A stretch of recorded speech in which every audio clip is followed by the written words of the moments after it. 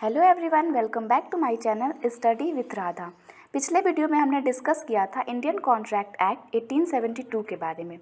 उस वीडियो में हमने बात की थी meaning and definition of contract, what is agreement, what is valid agreement and nature of contract. आज के इस वीडियो में हम बात करने वाले हैं टाइप्स ऑफ कॉन्ट्रैक्ट कि कॉन्ट्रैक्ट कितने प्रकार के होते हैं।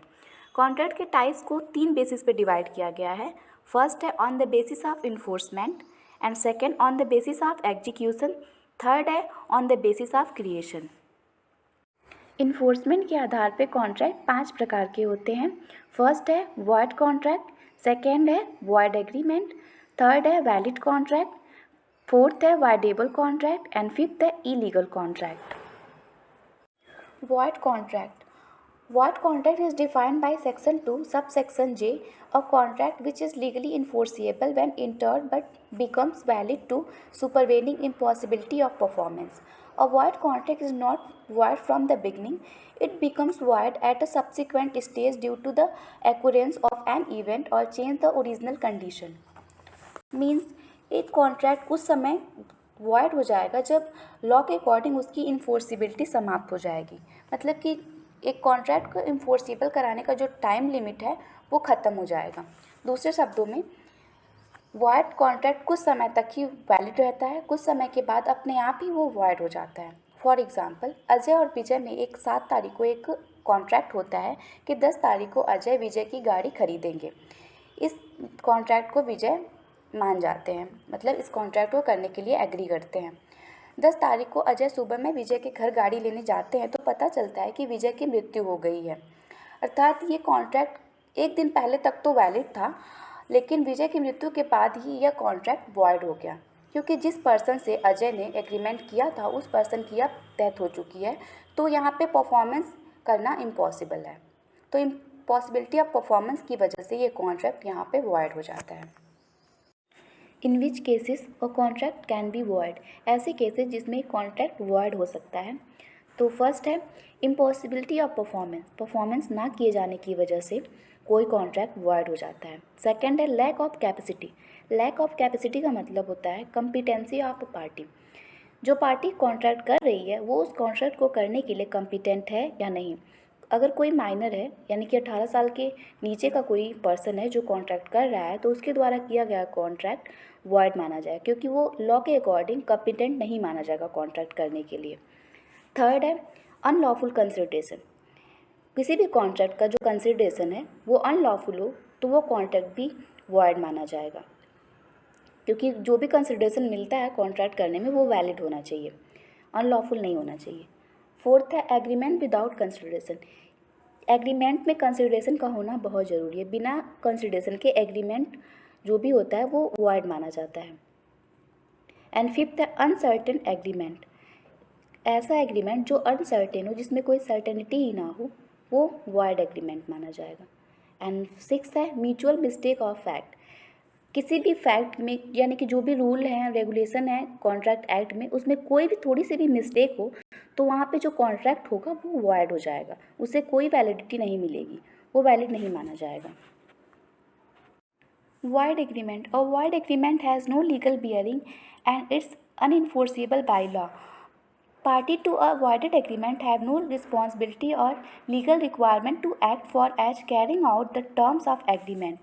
एक void agreement का कोई legal assistance नहीं होता है और यह कानून के द्वारा अपर्याप्त माना जाता है। voided agreement के तहत एग्रीमेंट को पूरा करने के लिए पार्टी की कोई जिम्मेदारी या लीगल रिक्वायरमेंट नहीं होती है।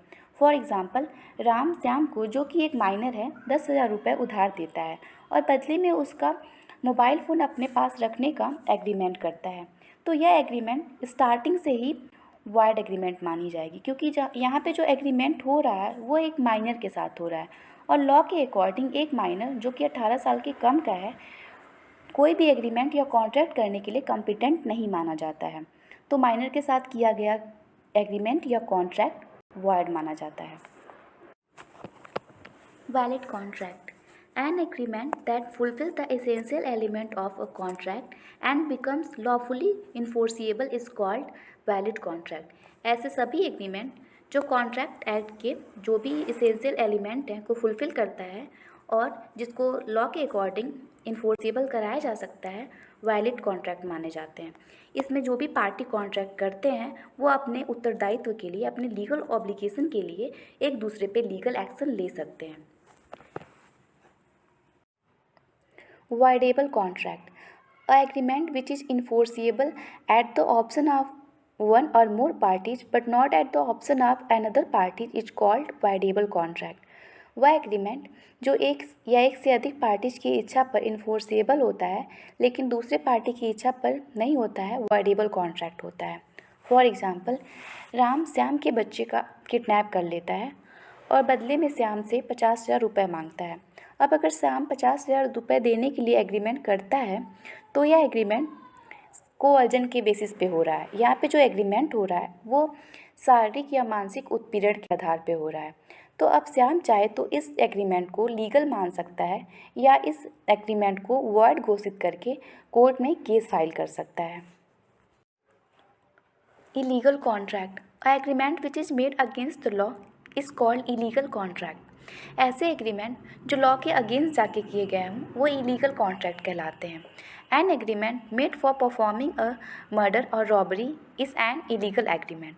ऐसे सारे एग्रीमेंट जो लॉ के अगेंस्ट जाके हो रहे हों, जैसे कि किसी के मर्डर करने का एग्रीमेंट, रॉबरी का एग्रीमेंट, जो भी ऐसे एग्रीमेंट हो रहे हैं जो लॉ के अगेंस्ट हों, इलीगल कॉन्ट्रैक्ट कहलाते हैं। On the basis of execution, execution के आधार पे कॉन्ट्रैक्ट दो प्रकार के होते हैं। फर्स्ट है एग्जीक्यूटेड कॉन्ट्रैक्ट, सेकेंड है एग्जीक्यूटरी कॉन्ट्रैक्ट। एग्जीक्यूटेड कॉन्ट्रैक्ट वो कॉन्ट्रैक्ट होता है जिसके अंदर दो पार्टी अपने अपने लीगल ऑब्लिगेशन को कॉन्ट्रैक्ट करते समय ही पूरा कर देते हैं। For example, mister A mister B से 50,000 रुपये में एक घड़ी खरीदने का एग्रीमेंट करते हैं। मिस्टर ए मिस्टर बी को घड़ी दे देते हैं और मिस्टर बी तुरंत पेमेंट कर देते हैं। तो यहाँ पे दोनों पार्टीज़ ने अपने अपने परफॉर्मेंस को कंप्लीट कर दिया है। सेकेंड है एग्जीक्यूटरी कॉन्ट्रैक्ट। एग्जीक्यूटरी कॉन्ट्रैक्ट वो कॉन्ट्रैक्ट होता है जिसके अंदर एक पार्टी या दोनों पार्टीज को अपना लीगल ऑब्लिगेशन भविष्य में पूरा करने का एग्रीमेंट होता है। इसमें दो पार्टीज होते हैं जो ये कॉन्ट्रैक्ट करते हैं कि वो अपना उत्तरदायित्व फ्यूचर में फुलफिल करेंगे। ये दो प्रकार से हो सकता है, या तो ये यूनिलैटरल होगा या तो ये बायलैटरल होगा। अब यूनिलैटरल का मतलब होता है कि एक ऐसा अनुबंध होता है जिसमें एक पार्टी के द्वारा अपना परफॉर्मेंस कर दिया जाता है लेकिन सामने वाली पार्टी के द्वारा अपना परफॉर्मेंस नहीं किया गया था, वो फ्यूचर में उस परफॉर्मेंस को करने के लिए एग्री करता है।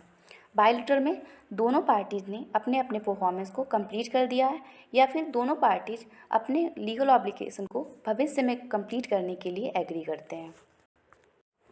On the basis of creation, creation के आधार पे कॉन्ट्रैक्ट दो प्रकार के होते हैं, express contract, implied contract. Express contract को हिंदी में स्पष्ट अनुबंध कहते हैं। एग्रीमेंट करने के उद्देश्य से जब इच्छा मौखिक या लिखित रूप से स्पष्ट शब्दों में प्रॉमिसी या प्रॉमिसर द्वारा प्रकट की जाती है तो इसे स्पष्ट या व्यक्त ठहराव कहते हैं। ये दो फॉर्म में हो सकते हैं, written contract, oral contract. Implied contract, implied contract को हिंदी में गर्भित ठहराव कहते हैं।